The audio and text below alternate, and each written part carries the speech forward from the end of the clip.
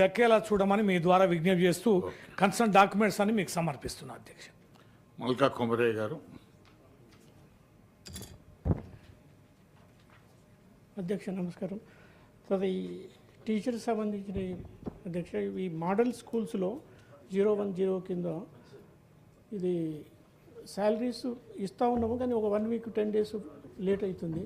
దాన్ని ట్రెజరీతో అందరిలాగా ఇస్తే దాంతో మనకు నష్టమేం లేదు. ఓన్లీ జస్ట్ ఒక అంటే వాళ్ళకి ఏమైతుంది అన్సర్టనిటీ, ఒక వీక్ 1 వీక్ లేట్ అవుతుంది, ఒక మంత్లో 15 డేస్ అవుతుంది, ఒక మంత్లో 3 వీక్స్ శాలరీస్ లేట్ అవుతుంది.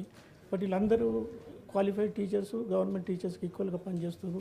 బట్ వాళ్ళందరికీ కూడా ట్రెజరీ ద్వారా పేమెంట్ చేసి 010 కింద కన్సిడర్ చేస్తే బాగుంటుంది. దాని పిటిషన్ కూడా ఇస్తున్నామండి. ఇంకోటి డిఎస్సి 2003లో only one subject only one ఉంటుంది. ఓకే, అది పంపించండి. ఓకే పిటిషన్ పంపిస్తాను. కేఎన్ఆర్ మల్లన్న గారు. ఈ విషయంలో తమరికి ధన్యవాదాలు సార్. ఎందుకంటే నేను గ్రాడ్యుయేట్ ఎమ్మెల్సీని, నాకు చాలా వినతులు వస్తూ ఉంటాయి సార్. మీరు పెద్ద మనసుతో 1-2 అనుమతి ఇవ్వాల్సిందిగా కోరుతా ఉన్నా సార్.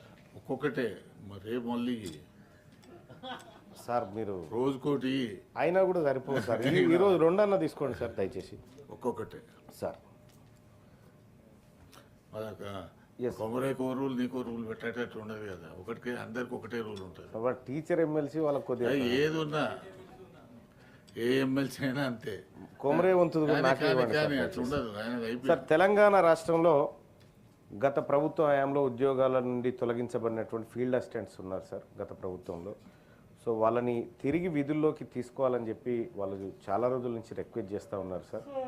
వాళ్ళందరినీ దయచేసి పెద్ద మనసు చేసుకొని, కారణాలు ఏమైనప్పటికీ కూడా పెద్ద మనసు చేసుకొని తిరిగి వాళ్ళని ఉద్యోగాల్లోకి తీసుకోవాలని చెప్పి తమరి ద్వారా పిటిషన్ సమర్పిస్తూ ఉన్నారు సార్.